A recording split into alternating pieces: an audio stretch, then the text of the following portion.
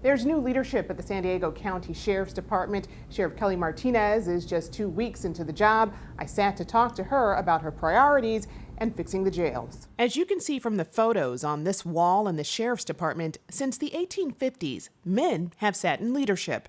Now, for the first time, a woman has been elected, and one of the top priorities for Sheriff Kelly Martinez will be addressing jail deaths.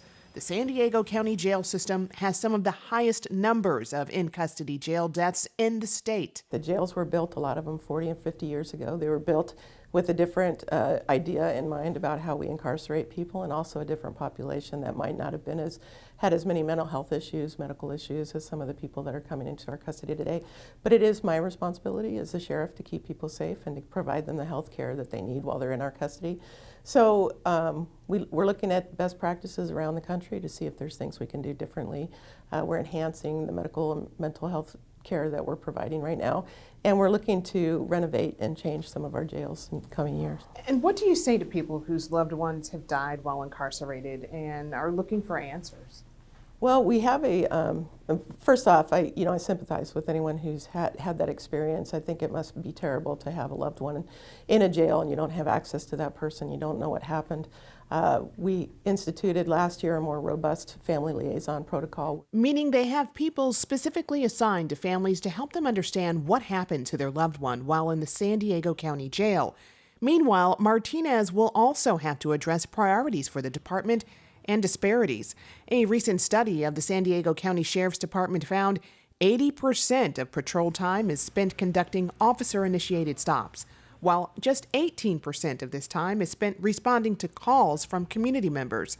They also found Black people were more than twice as likely to be subjected to an officer-initiated stop than white people. Do you see this as a problem? Well, I think anytime there's bias in any form, it's a problem. And I hope that people who feel that they've been treated unfairly or wrongly by law enforcement, by the Sheriff's Department, again, will come forward and tell us about it. If you view it as a problem, what do you intend to do about it? As I said, I think getting the word out there, having those conversations, letting our communities know that it's safe to report incidents. And I think we have a lot of mechanisms in place in areas where people can report that something like that is occurring.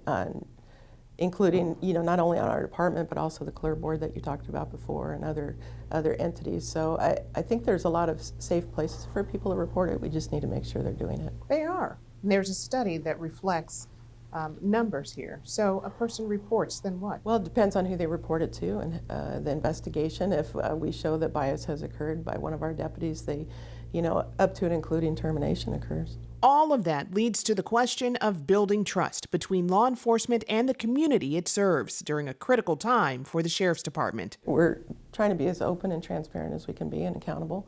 So meet with your local sheriff if you're in sheriff's jurisdiction, with your local leadership at the station if you have an interest in knowing more about what we do and why we do it and who's patrolling your area. Jade, Hindmon, KPBS News.